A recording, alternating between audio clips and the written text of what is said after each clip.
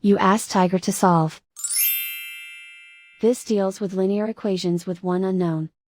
The final result is x equals 36 over 5. Let's solve it step by step. Swap sides. Isolate the x. Multiply both sides by 9. Group like terms.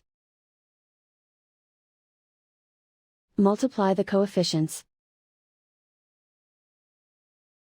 Simplify the fraction. Multiply the fractions. Simplify the arithmetic. And so the final result is x equals 36 over 5.